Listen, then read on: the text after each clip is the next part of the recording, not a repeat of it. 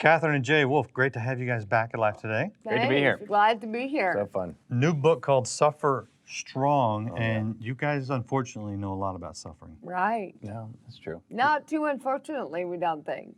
No, Crazy. why and how in the world would you say that, given all that you've been through? Well, absolutely. Isn't that always the case that people think it's the worst thing in the world? But suffering is not the worst thing in the world. Suffering is not the end of your story like everybody thinks it is. Suffering's the beginning of something new God's doing. And I think a lot of the message of Suffer Strong is that life is not what happens to you, but how you think about it, how you narrate it to yourself and to the world, how you commune with Jesus in your suffering and see this as God's plan for your life. We think, Go just ahead. gonna jump in. We think to young suffering, which from the outset looks like the worst thing in the world. You know, all this possibility, dreams, potential, and then it's just dashed or it's changed. And yeah, we've found we were sort of 26, I guess, youngish when that happened. Yeah. We're 37 now, and it's been this teacher for us. It's been this clarifying agent in our life, so that when we, I think, get to the end of our life on our deathbed, there won't be the same regrets that maybe we would have had otherwise, and that so many people do have, even empirically researched, just what are the deathbed regrets that people have, and often the people who've gone through suffering, who've had trauma, and who have found resilience and growth on the other side of it. And for us, that's been fueled by Christ and this bigger picture vision of our life, and amidst the pain, we live differently because of it. It informs the rest of our life. And so, not something we would have chosen, but to find strength, not in spite of it, but because of that suffering, is this way forward of living this full, regret-free life. So, just so people know, 26 years old and a stroke, massive stroke. Right,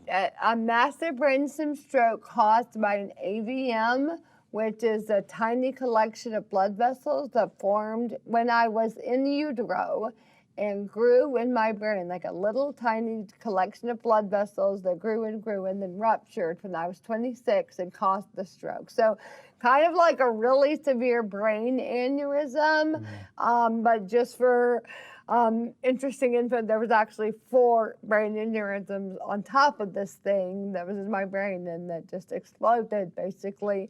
And in the surgery to remove it, the 16-hour microbrain surgery, they had to compromise a whole lot, which is why I'm so disabled today, is because they had to make the decision to wound me deeply in order for me to be healed, basically. Okay, so obviously it affects your speech. Right. You stood up out of that wheelchair earlier. I saw Yes, that. I can technically stand up short term and kind of hobble around a little, but I can't really walk because I don't have balance, which is pretty hard to walk without balance. And my hand doesn't work. I don't have fine motor since the stroke, and I'm deaf in one ear. And I have double vision, so there's you and there's you up there. And is that a muscle issue with the eye? Because I actually struggle with that as well. Oh, well, I've got all the issues, but yes, one of the eye issues is muscle related. There's kind of the whole gamut of issues. It's a nerve happening. issue, really, but a nerve issue, I guess. And over time, you know, as we all find, just age exacerbates existing issues, and then new issues come, and then the thing that was related but separate from the issue now is something you got to deal with. So you know, here's the thing I was getting at is that you're sharp, you're brilliant. Thanks. Truly. Right. No, seriously though. No, absolutely. They may have taken away some of the motor skills, but you're still there. Oh, 100%. Right? Yeah, Jay would say I got funnier after the stroke. That's true. So, They took out a filter too. yeah, filter removed, but maybe it's just God gave me an extra dose of humor. That's right. To laugh at my life, the extra joy. No, it's true. Yeah, for sure. And what's interesting about Catherine's injury too is that it was around the cerebellum, which is right at the base of the brain, and they removed over half of it. And that is largely, motor, your coordination of your muscle. I mean, very important things, and it's right against your brainstem, which is of course responsible for your heartbeat and your involuntary breathing. And so there was a lot of concern that there was no way for her to wake up or, get over what they did and the damage they did. And yet, what's cool about that area so specifically is that it wasn't her memory, it wasn't her speech, it wasn't her language, it wasn't her cognition, which is all more in the front of your brain. So you don't want to have to choose either, but if you had to choose in a way, sign me up for this: life in a wheelchair versus not knowing my name. So there's little graces like that you don't even think about in the moment, but the reality is like she is still there. And from early on, Katherine couldn't talk even. She was on life support for 40 days. She had a trach. She couldn't speak. Can you see the trach scar somewhere in here? And they would say, proof that I lived. You did it. You lived. There was a letter board that would she could do letters. It was very hard because we had double vision then and one hand didn't work, but she would type, "I'm the same" on the inside. Just so we would know. Yeah, sure. That everything's changed, but it also hasn't changed. I was obsessed with that. I was like frantic. I'm the same on the inside. I'm the same on the inside because I wanted family and friends to know I can't communicate with words yet, but nothing's changed with my thought processes, and it could seem like very different. Yeah, that would be what I wanted to communicate too. Right. I'm still in here, just the same. And where's my baby? And, Things, So here's the thing that stands out to me with you guys, is that it's real easy for a preacher to get up and preach a sermon on count it all joy when you encounter various trials. Right. And a nice message on suffering to the congregation, or for me to say to someone, God will get you through. God can get you through anything.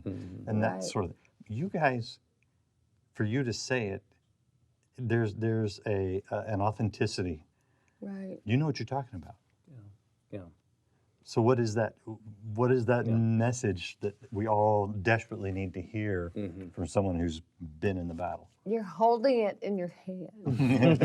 Yeah, I mean, I think that's it. No, it's true. Strong. I mean, the stroke happened 12 years ago, and the stroke, by the way, was not the only suffering we've been through. Like all of us, our life, you think you have this quote on suffering, and then other things happen, and you think, gosh, I never could have survived that. But then God teaches you these things that hold true, even in different formations of suffering and different seasons of suffering. And so for us, this is about, go ahead. Well, even specifically about the stroke. You feel like, so you had the stroke, so you've kind of checked off those issues. But here I am 11 surgeries later, related and not related to the stroke. Other brain issues even.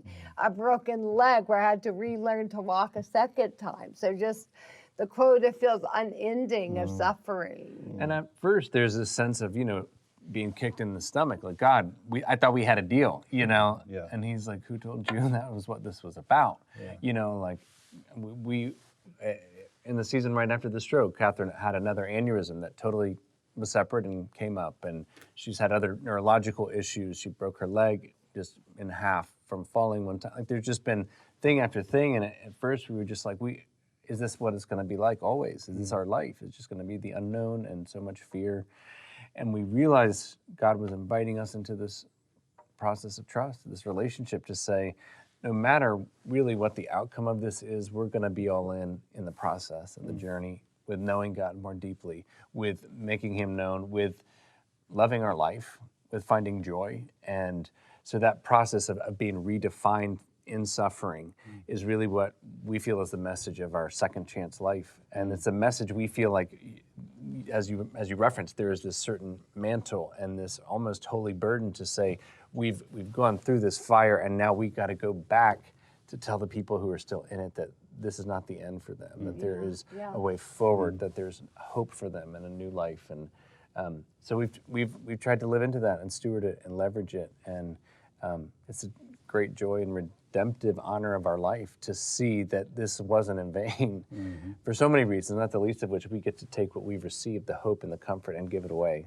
to people in need. And that's what God's calling us all to do. Take what you've been given, the wounds that you've been healed from, and go back and tell somebody with that same wounding that there is hope and there's healing for them too.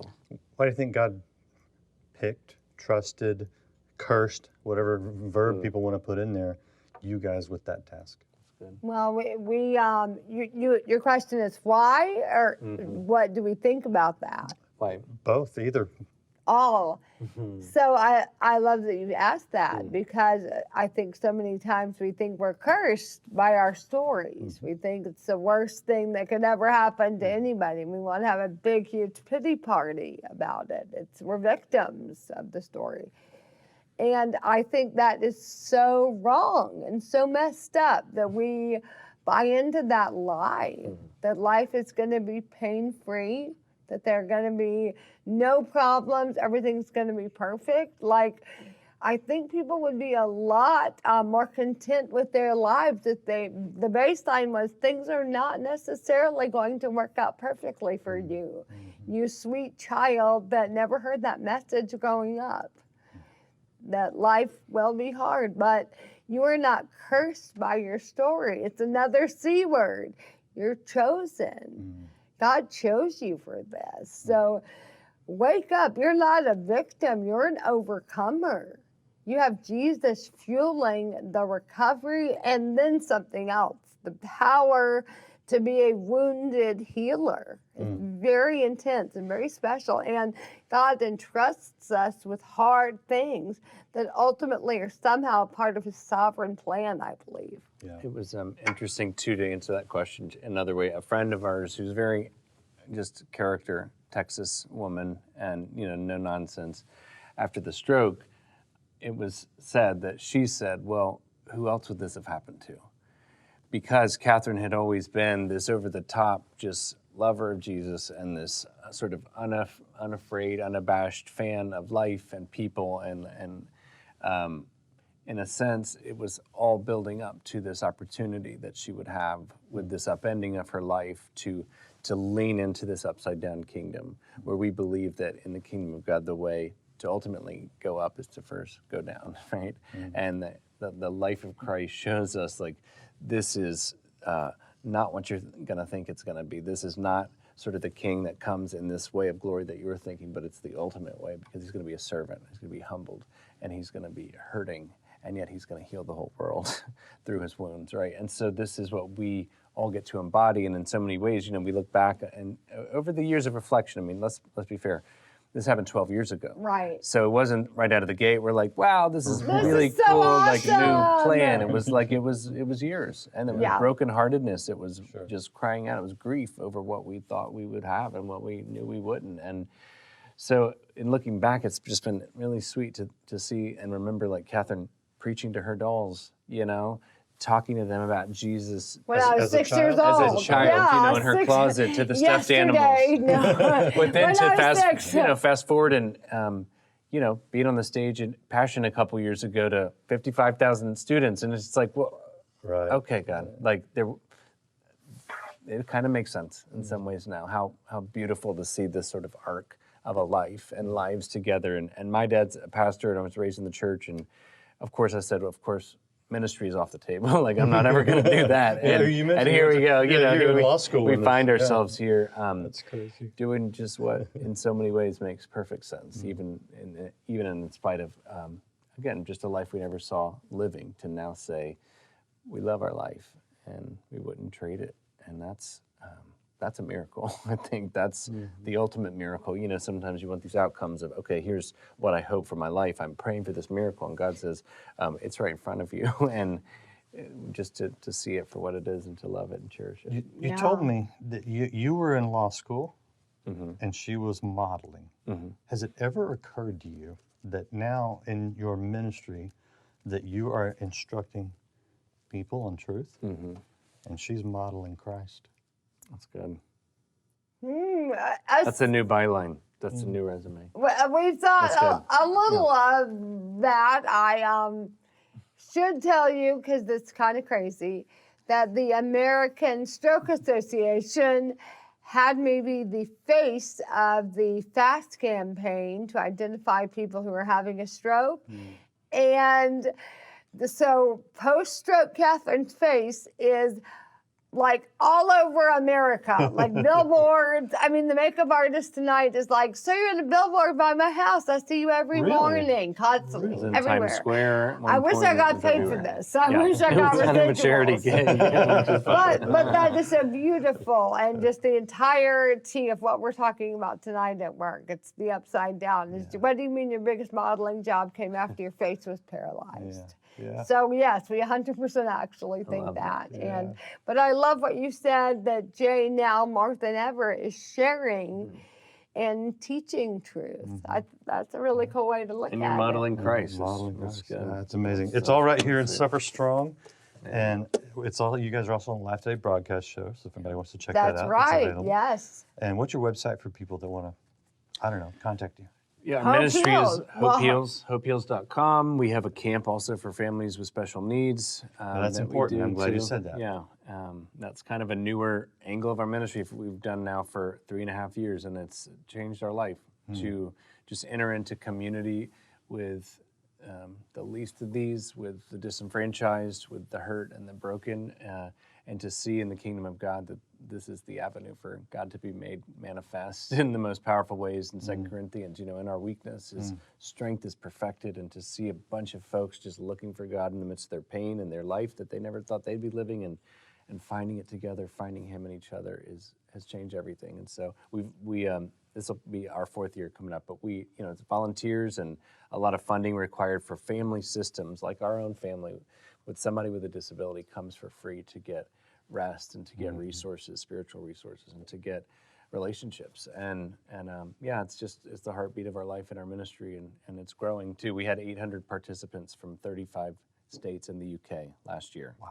And it's something we love to just talk about and advocate for. Also, the special needs community, which we didn't know before we became part of it, but is the largest minority group in the U.S. and the world. It's the most unchurched people group, and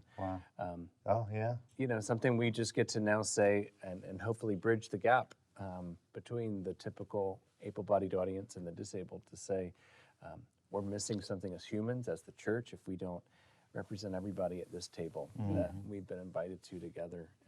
And so that's great. It's been really That's cool. great. All online. And, Yep. and again, appreciate you guys coming, sharing with our audience. Thanks. Thank you for Thanks having for having us. us. Keep up the good work.